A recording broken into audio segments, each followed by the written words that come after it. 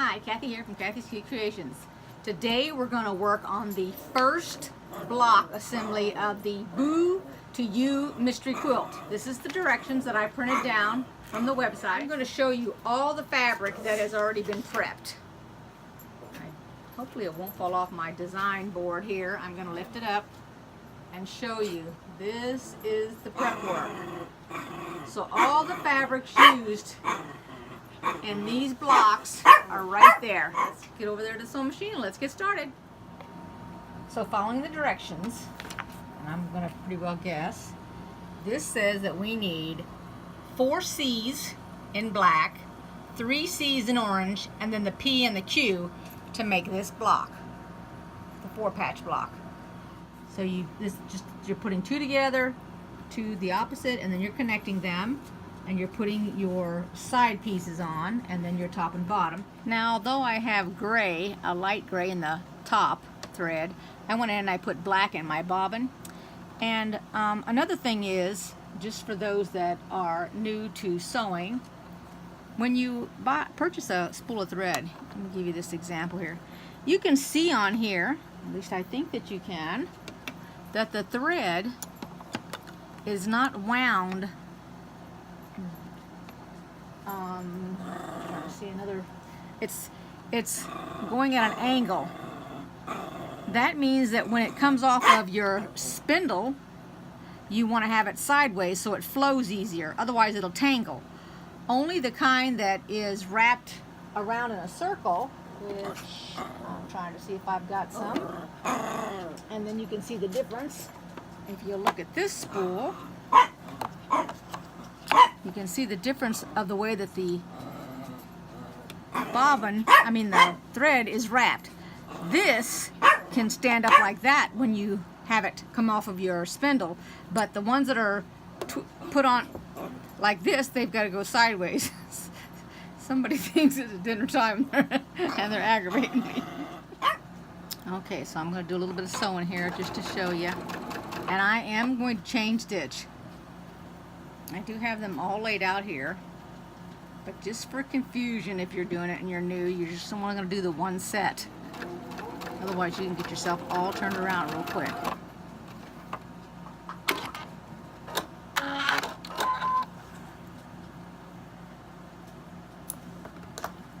And then you can finger press to the dark side, or you can open them straight out if you want.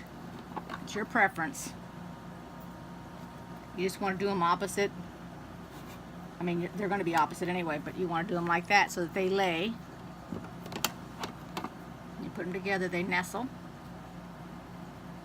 Oops, my thing came out here. Let me do that again. I don't know what happened there. Let's just get off my... Oh, I know what happened. I still have my machine set from my last thing that I did, so I need to reset it. There we go. My length was at 5. And that was the problem. I need to put it back to 2.5. There we go. I took my the little project that I was working on earlier. This here. I went ahead and finished that off. And I draped it over here because when I take things out of my tray, let's see here. So when I take anything out of this tray right here, I bump this constantly. So to avoid marking up this little tray, I put this little padded. Oh my goodness. Alright, let's do this one more time. And I'm going to have to break because somebody's not going to leave me alone until they've had their dinner. Okay.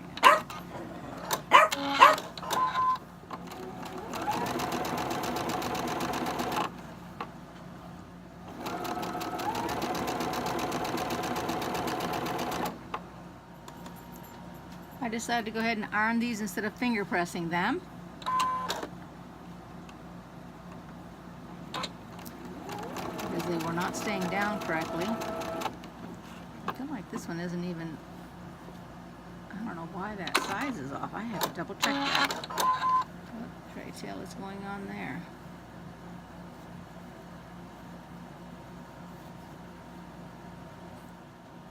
Alright, my seam was off somehow.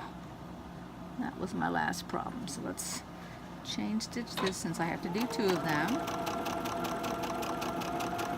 My granddaughter was accusing me of being very slow when I sew, but I tell you what, even being slow, I still make mistakes.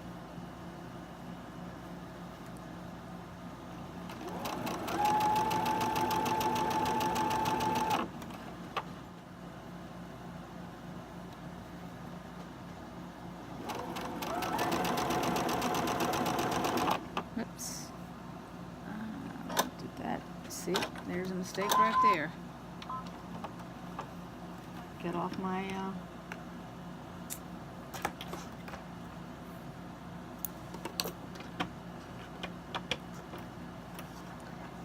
I'm going to try to not do any pinning because this is all so little, and then my fabric moved on me, because when your fabric is slick, that's what it does, it moves on you, and that's exactly what my fabric did. In that spot. Okay, let's move it up. There we go. I'll try it again.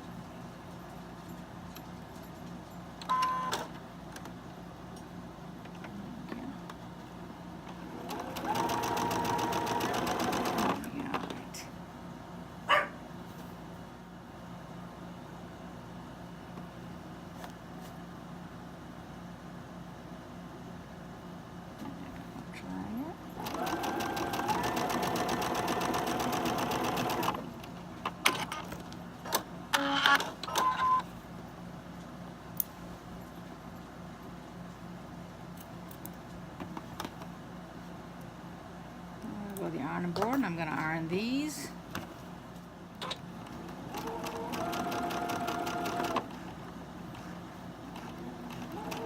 hope my seam isn't too big because it looks like it is.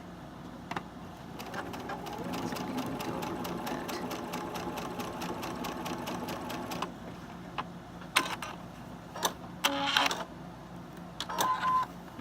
No, maybe not.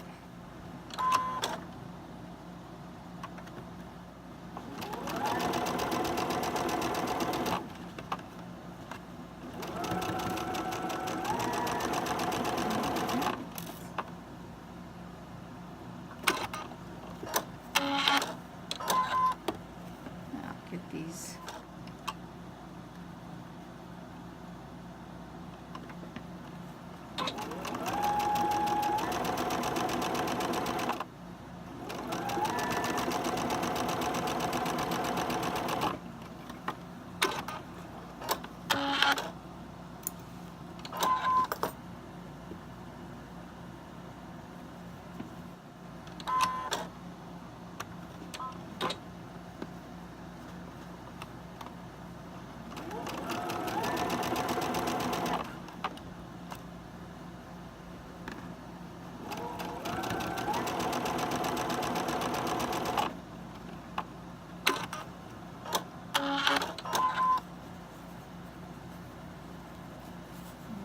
Nice one finished.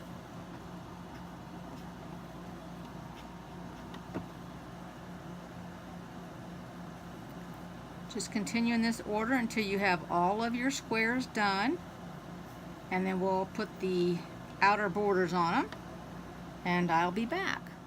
So when I got down to this very last one, I went to attach it, and I went, oh my goodness, it's not the right size. They cut it wrong, and I'm thinking, wait a minute. They didn't cut it wrong, I cut it wrong. I made it 1/8 too big, so I had to cut some of it off. I just needed to share that with you. Of all the squares, I've been working with so much stuff that was pre-cut out that I was thinking I was still doing the same thing, when actually, in fact, I cut all these out myself. Now they're all completed, so we're going to be putting the right and left-hand sides on them. Now when it comes to this part, you can do one of two things. You can either just put it on there, sew it straight across, or if you're worried about your center section, you can take it, fold it in half, put a little squeeze right there with your finger, and then you know where the halfway mark is, and you can pin it. This is just one suggestion. and then you can sew it. So it's up to you. I am just going to put it on there and sew. It's all I'm going to do. And I did not sew any of this block, and I'm not going to sew any of it a scant 1/4 inch. I'm sewing it the 1/4 inch. As long as you're consistent with whatever you do, you're going to be fine. And then we're going to end up folding that to the inside like that. Actually, that seems like an awful lot of bulk, but I may just split that seam in half now that I'm looking at it. Just make sure that you've got your fabric turned the correct way. For example, these got the stars on them, so I've got to be able to see them when I flip it over.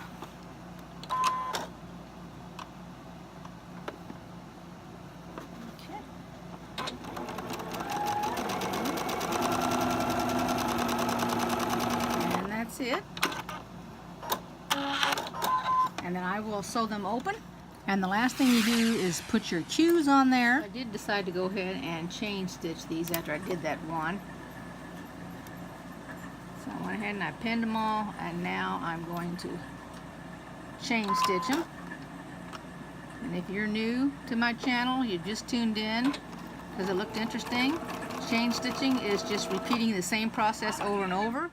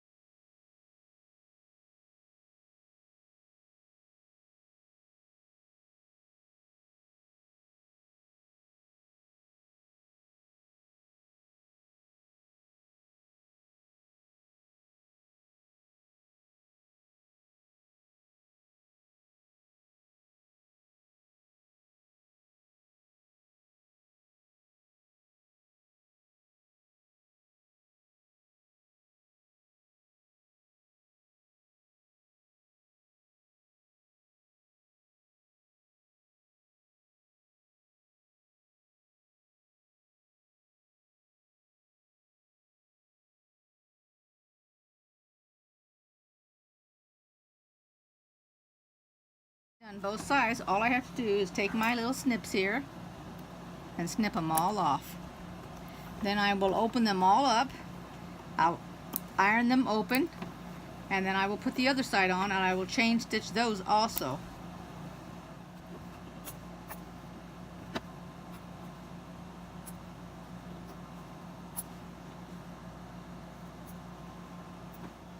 I changed my thread out to white. I left the bobbin black, and I'm pinning everywhere I've opened a seam, just so it'll be easier.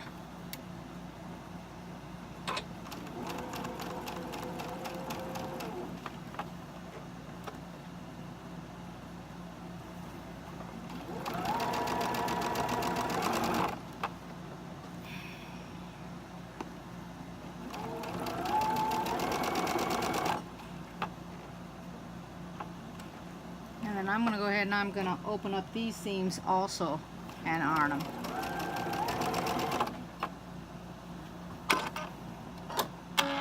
The block looks like this by the time I get done ironing it.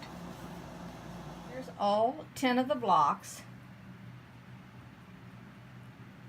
They're adorable. And in another video I mentioned, let me move these out of the way here, about the directions in the fabric. So let me show you what I was talking about. So the page 1, which is right here, I'll show you here. So the very first fabric, and it tells you that the fabric that this is the fabric that I bought. So that what helps you with this is that let's say that you want to make this again in your own fabric. All you need is a 20-inch times the width of the fabric. Then here's the layout. Let me get the light off of there. And it shows the fabric was 42 inches and it is 7 inches wide right here. The length is 42. And then it shows you right here. First thing you do with the 7-inch, you make one 7-inch with the times the width of the fabric strip. So that's what that is right there. You made that exact strip, and then from that strip you're going to subcut these pieces. So you're going to take 2 pieces, and they're called A, and you're going to make a 4 3/4 by 4 inch rectangle, and it shows you that's the very first thing you do. You'll have this amount left over, and then the second one you do this, which it shows you 8 3 by 3 inch squares. And it all works out all the way down here to the 10 1 1/4 by 1 inch B's. So see, every single thing, and I mean not everything, every single color type of fabric, different fabric, is in here, and it tells you how much you got, and that's exactly the amount that I got, and then it shows you your leftovers. And that's what I was talking about, how well the description and the fabric cutout and all that is. Let me show you the second page. Let me turn that light off here. Okay, there we go. But every single fabric, it tells you. And so far, this has been one of the easiest ones to cut out. By the way of the directions is what I mean. And also, along with that, like I said, if you want to make this in your own colors, then you know exactly what to buy. This is the white fabric, the 1 1/4 yards, to make all the outer edges strips. And then the backing I haven't used, but it just tells you that you'll get a 45 inch by the width of the fabric. And I'm pretty sure that there's other companies out there that do their directions just as well, but I just haven't encountered them yet. So I'm not trying to knock anybody's directions. I mean, the directions, I haven't really come across any directions that were hard to do. I was just making a comment about this because it's the first time that it would be really easy to duplicate this pattern if you didn't buy the fabric itself. You would just have to go out and buy a whole bunch of yards of fabric to try to figure it out. Although you could if you want to have a whole bunch of extras. Well, that wraps up the Boo to You Mystery 2018, the first month. So I will see you again for the second month. Please give me a thumbs up if you like this video, subscribe, and I'll see you next time. Take care, everybody. Bye-bye.